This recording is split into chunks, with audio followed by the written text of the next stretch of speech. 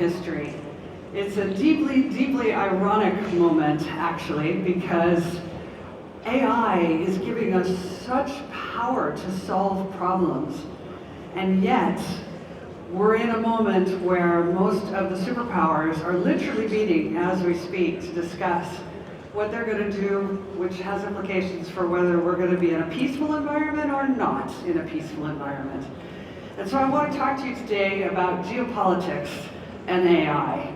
And particularly, how do we move from a world that's been really defined by conflict and by scarcity and unsolved problems and arguing about who gets what, to one in which AI helps us get closer to not just cooperation, but genuine abundance, so that we don't have to argue about scarcity any longer.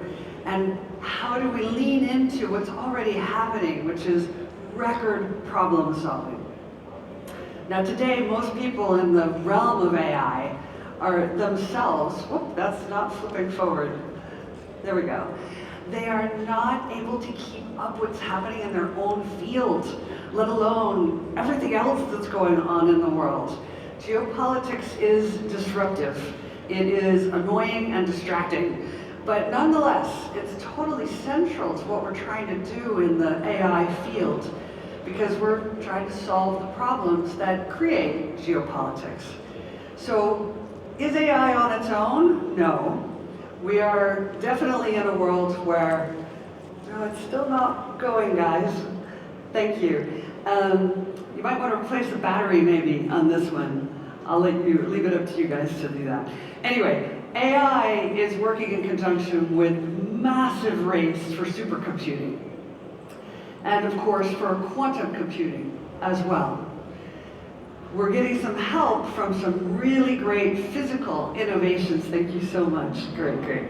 Some amazing, extraordinary physical innovations that are happening. I'm sure some of you will be familiar with what's happening with chips, with Google's new Willow chip, which maybe there's a bit of hyperbole in this, but it seems that their new Willow chip is able to solve a problem that previously they had thought would take literally 10 septillion years. Now, no one knows what that means. So, to be clear, what is that? It's longer than the entire history of our universe, but it would be solved in that time. But now, they can solve that same problem in 5 minutes. This is a revolution in human history. This ability to take problems that previously took forever to solve, if ever, and now can be solved in minutes. This begins to raise the issue of the greatest constraint we have is not our analytical ability, it's our imagination. It's our imaginal ability. And the Chinese have just announced in the last couple of weeks a new chip of their own that's a quadrillion times faster than the existing supercomputers. So when people say we can't solve this problem, they're not aware of the tools that we are being given right now that will completely change the landscape of problem solving. We're also changing the way we manage the data, obviously. There's so much talk about all the new data centers that are going in all over the world. The power draw that's required to support those data centers, and everyone's saying there's not enough energy and we'll never be able to do it. Yeah. The thing is, the innovation is happening faster than our thought process. So we're stuck in yesterday's solution, not understanding, well, actually, we're already building a whole new generation of data centers. And there's something new coming on the horizon. I don't know how many of you have heard about neuromorphic chips, where we take human brain cells to direct the activity on a chip. This is the most fundamental integration of the organic and the synthetic to create a whole new way of processing information. And guess what?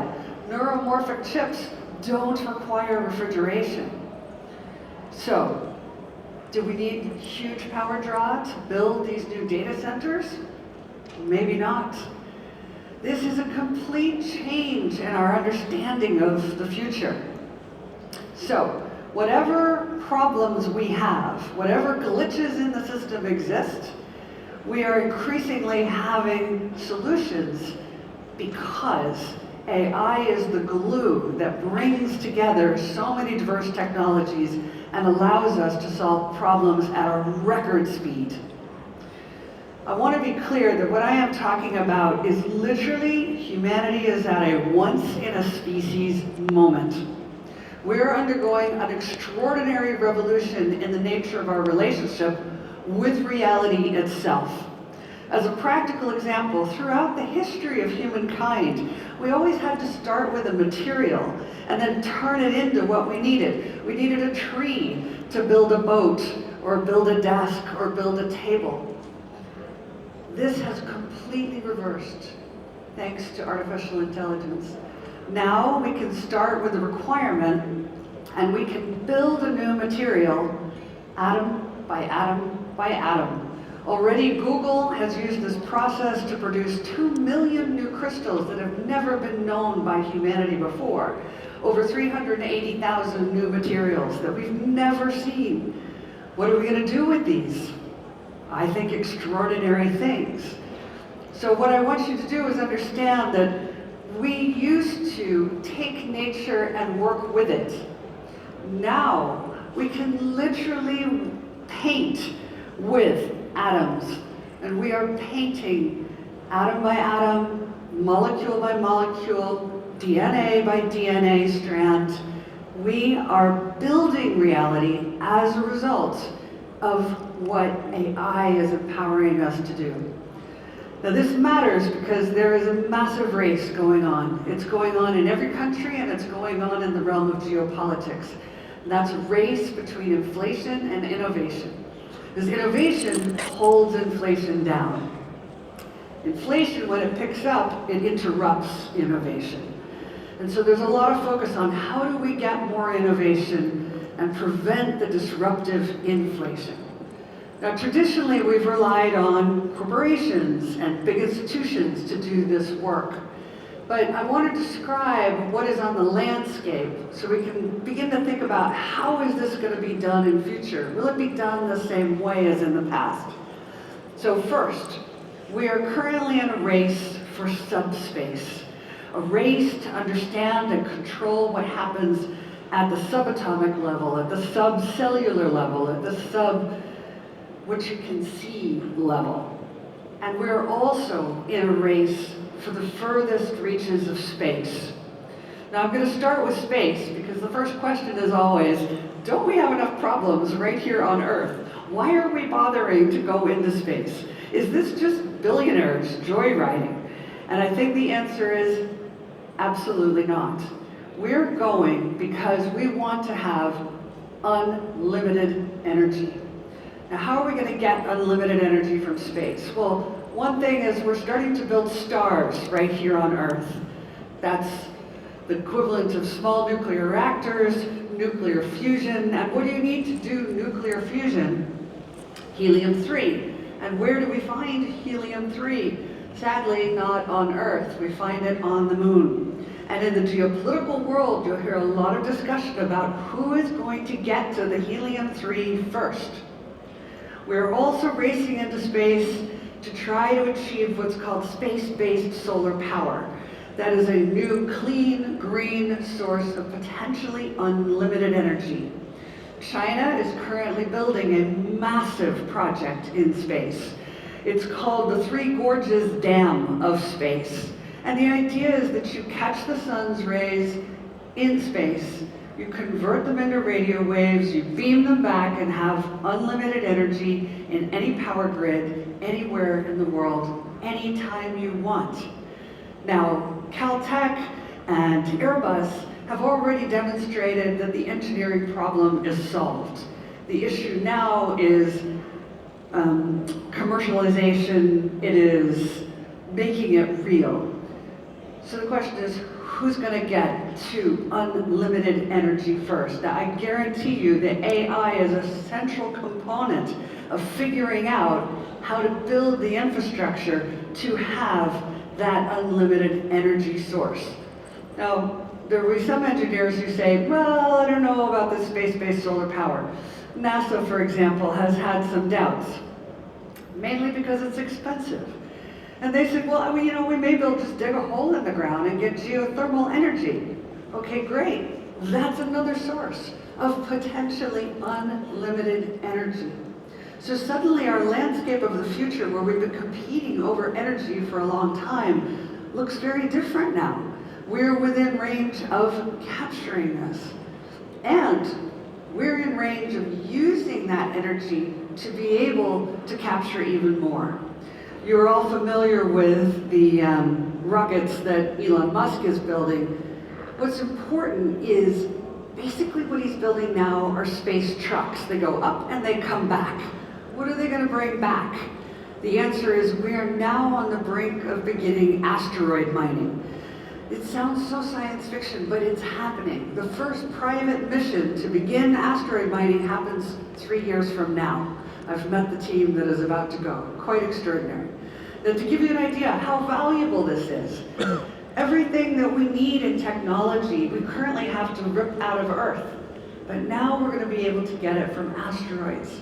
This one asteroid called Psyche, which is worth looking at, is said to be worth more than the whole value of the entire economy of Earth. So, we won't have rare earth metals anymore. We will have ubiquitous, abundant space metals. Things that have been scarce are about to become abundant. Space is also going to be very different than what you think, because we're not talking about humans, I mentioned that in the earlier session, and astronauts anymore. We're talking about a world where we have AI-led, self-assembling, 3D printed, self-replicating robotics that are doing all the work. So, in order to achieve all these things, we also are now building the first truly interplanetary internet. That is in play as it stands. Right now, you can already message somebody on the moon. And you may say, but I don't know anybody on the moon. But the thing is, you're going to have operations through what I've described, space-based manufacturing as an example. So there is a race in geopolitics to get to all this abundance. And I haven't even mentioned the fact that once you get into zero gravity, you're discovering new physics. And that is extremely valuable. So we come back to, okay, how is artificial intelligence going to help us with all this? And the answer is, I mentioned, it's the glue. Now this is important because most people are stuck being knowledgeable about one kind of tech. But what's really required here is connecting the dots between all the different kinds of tech. People who are stuck in a silo and making advances with AI within that silo are not able to see the bigger picture across the landscape. Now, why not? I'd say the #1 issue is lack of imagination. And I love this quote from Mark Twain where he says, you can't depend on your eyes if your imagination is out of focus. Now, why is our imagination out of focus? Well, #1, when we scan the headlines, in fact, even when we're sleeping, we have to remember there is an invisible digital dog that is sitting right next to us now 24 hours a day. And that invisible digital dog is an algorithm, and it has been trained to give you more of what you like and to fetch it as quick as it can and to fence off anything that you don't like. And so what it's doing is it's constantly narrowing the aperture of the view we have of the future. That's crucial for you in this audience. Whatever you're building, and most of you here are building something, you need to understand the broader landscape of this techplexity, not just the technology that you're working on. So I'm going to give you some quick examples of this. One is, I mentioned earlier in the panel session, the innovations in money itself. The digitization of money, the creation of an entirely new financial system based on Bitcoin tokenization with an underlying accounting system we know as today blockchain, but probably it'll be much improved and much faster. That sounds nice. You think of it as, okay, maybe I'll invest in that, maybe I won't invest in that. No, no, no, no, no. This is going to touch every one of you entrepreneurs. And I think it fundamentally represents the end of the East India Company model that has worked for several hundred years, but it is coming to be over. Many of you won't launch a company. You will launch a smart contract, and you will tokenize the work that you're doing. You won't need the company to continue forever. You just have a project, you have a customer base, you want to do some things, and then when it doesn't work anymore because things change so fast, you're going to do something else. So tokenization is literally the beginning of an entirely new way of financing the future. The way Sam Altman and Elon Musk talk about this is we are moving from a world where corporations defined what happened, where the innovation happened, to a world where 5 or 6 people will create a gathering and tokenize it, and they will be making billions. We don't need large groups of people anymore in order to achieve extraordinary innovation, which means the future of work is already starting to look a little bit like this, which is quite encouraging for many of us. And for people who today are working under very, very difficult circumstances in factories, most recently we've had all the discussion about the arguments over the tariffs, for example. One way to think about it is the tariffs are an attack on the corporations. The message from the White House to them is, you corporations took all the jobs to China, and then you paid the Chinese workers nothing. And you didn't bring any of your money back into the US, so you're paying no taxes either. So this has to end. And it is ending. And as soon as that was announced, what happened? All these young Chinese workers who've been making the products that we associate with big Western European corporations or American corporations, they went on Instagram and they said, come buy it from me. Don't buy it from the big corporation. I made it. And by the way, I have my own design ideas. And it turns out young Americans, Europeans are like, these guys are cool, let's buy from them. And suddenly they're cutting out the corporate structure. So boom, this all cuts out Wall Street. This is a new world. It's a new world where everything we need to make an iPhone or an MRI scanner or a fighter jet or tanks, we're going to have. But the question is, do we want to build fighter jets and tanks? If we're really coming into this moment of abundance, how can it be that we are literally waiting in the news every moment now? Are we going to have a nuclear event? It's sobering to think that that is where we are in history. So I have to say I'm a bit with Peter Thiel, who says, the more powerful our technologies become, the more spiritually elevated we have to be. Now that may sound very woo-woo, but what it means is all of us have the power to create extraordinary technologies within that realm of techplexity. Are we going to create or create to destroy? What is our purpose here? That is a very powerful question at this moment in time. And I think that artificial intelligence is changing the way we answer that question. It's basically augmenting who we are. And fundamentally what it's doing is it's augmenting the traditional, rational, scientific, quantitative, analytical side of our mind. And that means the energy is free to begin moving into the imaginal, the creative, the qualitative, emotional, the realm of mystery. This is a massive shift for humanity. It's not easy to move, especially any of you technical people from the audience, from the left side of your brain to the right, or the right side to the left. But that is what's happening. So think about it this way. What have we done so far? We spent all of our energy on hardware, on software, and what I would call shardware, which is when you have hardware and software and the value comes from the interface between the two. That's where the cash flows come from. But how much time have we spent on our hardware? Our understanding of what's the human element of all this? What is it we're seeking to protect in humanity. How do we move from a world of scarcity to abundance peacefully? It makes us have to go back in time and actually think about General George C. Marshall, who at the end of the Second World War was faced with a situation, devastation in Europe. And what is the conclusion? He says, well, we could say it's mine, all mine, like Gollum in Lord of the Rings. We could say, we won, you lose. But no, the United States made a decision to rebuild Germany. That generosity of thinking is what's required today.